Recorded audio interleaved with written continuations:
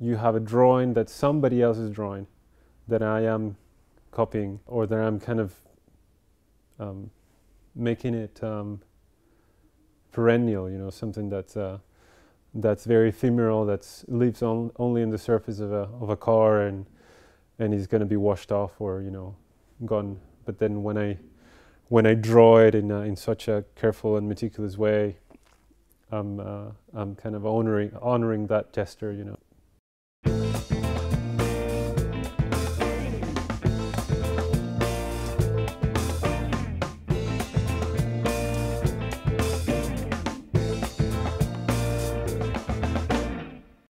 I have a very specific kind of image that I have to follow, and I want to create something that creates the feeling of the origin of it.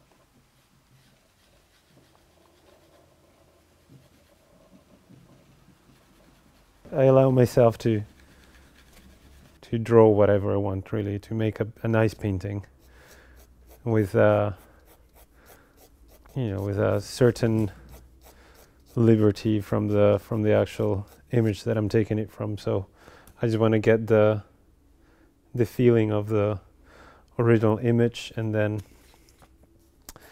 then do my own sauce with that, you know, like that's a point of departure, and then I go wherever I want after with it.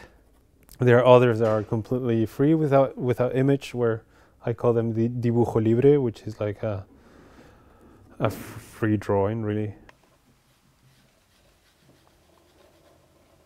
I invent everything with the same kind of language of traces and of mark making that I've developed, but without actually copying it from anywhere.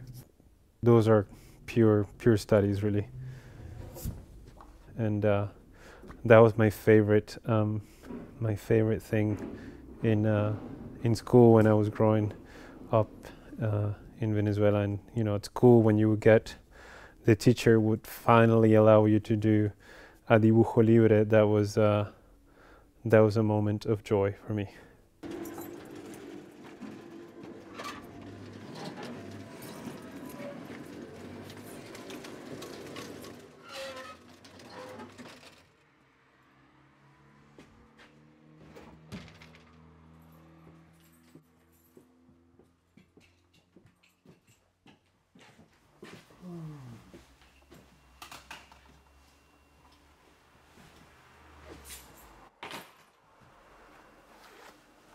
I was born in Caracas, Venezuela. I grew up in a home where there were painters, and well, my mother is a painter, and my grandmother as well.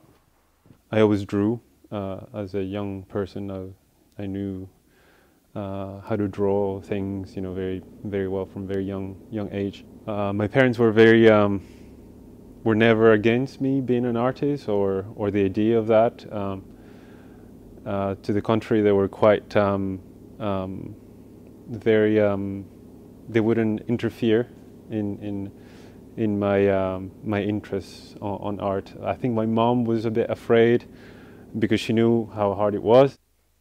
In a way, she didn't want to create or to maybe curve my interest or my creativity. So she saw me developing my stuff, and then she left me alone. I met one of my professors, my only professor in Venezuela that I had, in Felix Perdomo. So I started working for him in his studio, and just mixing paint for him, assisting him in a very just contemplative way. You know, it was a lot about time and see how things developed. I was auditing his drawing class in the Escuela de Bellas Artes Cristóbal Rojas. He would teach us to think and to see our surroundings, and to think about what we were seeing and we were looking at. And you know, one day, for example, he told us to paint or to draw the rain, and of course we were, you know, adolescent mind trying to do something very illustrative, and you know, so a lot of people drawing, you know, drops falling, and you know, And then he would leave. You know, he would just leave us with that, and then he would go for 2 hours, and then he would come back and see what we would have done. So, and of course, nothing interesting came out of that. But it was mostly, you know, for us to think, what can we do and how can we use drawing. Another time we went into this park, and he told us just to bring paper. And we went into the park. It was a beautiful park in Caracas, and he said, "Well, you have to make a painting." So we had to look in the park and, you know, invent colors with whatever we had at hand. So I went to the garbage and, you know, started rubbing colored papers on top of my paper, and try to come up with something, you know, leaves and things like that, and dirt or whatever we could come up with. So that was interesting too, and to kind of start thinking about drawing in a different way. Let me see. I think I'm going to work this one a bit. Got to change colors.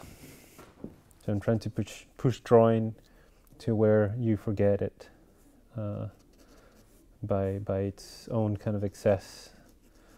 That's also an important kind of aspect of the work, where, especially in the very large formats, you have this notion of impossibility, where, you know, drawing such a surface would be almost absurd, and I think the absurdity also kind of adds to the subject, you know, which is a non-subject, is something that, you know, and drawing something that's completely abstract, but I'm trying to make it look like it is, you know, really.